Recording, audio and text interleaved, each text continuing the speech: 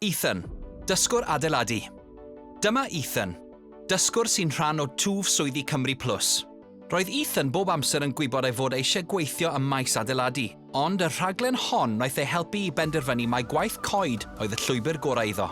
Rhwng y profiad ymarferol o ddydd i ddydd a lleoliad gwaith yn y diwydiant gyda Wales and West Utilities, dywedodd ei fod wedi dod i gysylltiad â chyfleoedd anhygoel sydd wedi bod o fydd i'w ddysgu a'i ddatblygiad. Angel, dysgwr iechyd, gofal cymdeithasol a gofal plant. Dyma Angel.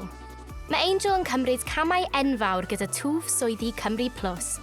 Pan wnaethon nhw orffen yr ysgol, roedd nhw ddim yn siŵr beth oedden nhw eisiau ei wneud nesaf. Ar ôl trealu ychydig o wahanol gyrsiau yn y coleg, fe wnaethon nhw benderfynu dewis y raglen hon i arbenigo mewn iechyd, gofal cymdeithasol a gofal plant. Maen nhw wedi bod wrth ei bodd yn dysgu sgiliau newydd fel yr ochr emosiynol a meddylioli ofal, ac maen nhw'n dweud ei fod yn gam tuag at wella ei bywyd. Kavan, dysgwr gwasanaethau busnes. Dyma Kavan.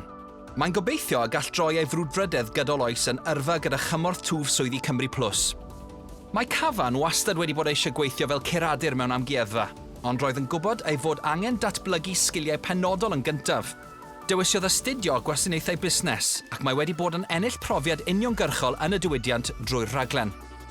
Dywedodd Kavan nad yw erioed wedi teimlo'n fwy fel ei hun nag y mae wedi wneud ers bod ar y rhaglen. Mae wrth ei fodd yn cael ei drin fel oedolyn ac mae'n dweud bod ennill arian wedi rhoi mwy o annibyniaeth iddo. Neud amlaen i'r rannau da gyda twf swyddi Cymru Plus. Am fwy o wybodaeth cysyllta Cymru'n gweithio.